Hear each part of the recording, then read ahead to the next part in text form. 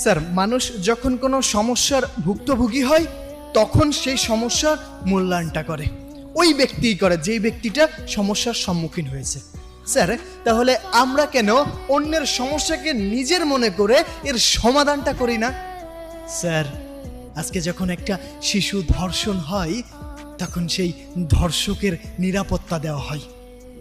একটিবার ওই পরিবারের মানুষের মানসিকতাটা একটু ভাবুন, ওই পরিবারের মানুষের মনের অবস্থাটা একটু ভাবুন। স্যার, এদেশে ধর্ষককে গ্রেফতার করার আগে ধর্ষিতার জানাজা দাফন কাফন কার্য শেষ করা হয়। কিছুদিন পরে ওই ধর্ষণের মামলা হাওয়া। স্যার, বলতে পারবেন এদেশ কখন সংস্কার হবে? তাহলে স্যার এমন একটা স্লোগান কেন ওঠে না, ধর্ষিতার জানাজার আগে ধর্ষককে প্রকাশ্যে মৃত্যুদণ্ড দেওয়া হোক? এমন একটা স্লোগান কেন ওঠে না? সরি স্যার, আমি ভুলে গেছিলাম আমরা সেই দেশে বসবাস করি যে দেশে ধর্ষকের পক্ষের উকিল পাওয়া যায়। আমরা সেই দেশে বসবাস করি যে দেশে ধর্ষকের পক্ষে উকিল পাওয়া যায়। স্যার, ওই উকিলেরও তো মা বোন আছে। আজকে যদি এমন একটি ঘটনা তার সাথে হইতো, তার পরিবারের সাথে হইতো। না না স্যার, তার পরিবারের সাথে কেন হইব? সে তো উচ্চবিলাসী লোক।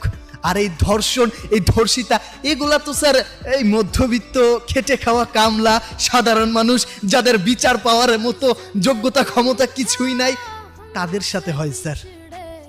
এই জন্যই তো ধর্ষক নিরাপদ। এই জন্যই তো এত সহজেই এই সমাজে এই অপকর্ম করেও মানুষ নিস্তার পেয়ে যায়। স্যার, মানুষ অপরাধ করতে কখনো অপরাধ বোধ মনে করে না। স্যার, মানুষ কখন অপরাধ করতে সাহস পায়? যখন তার সঠিক বিচারটা কখনোই আর সম্ভব হয় না, তখনই মানুষ অপরাধ করতেও একবার ভাবে না। একজন ধর্ষককে যদি প্রকাশ্যে মৃত্যুদণ্ড দেওয়া হয় তাহলে প্রত্যেকটা ধর্ষকের এই চিন্তা মাথায় আনার আগে তার কলিজাটা কেঁপে উঠবে। এমন পাঁচটা সঠিক বিচার করা হোক স্যার।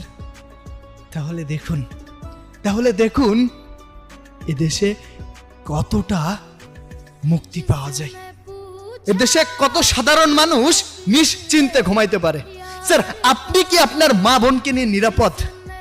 আপনি কি আপনার পরিবারকে নিয়ে নিরাপদ? না স্যার, আপনিও নিরাপদ না।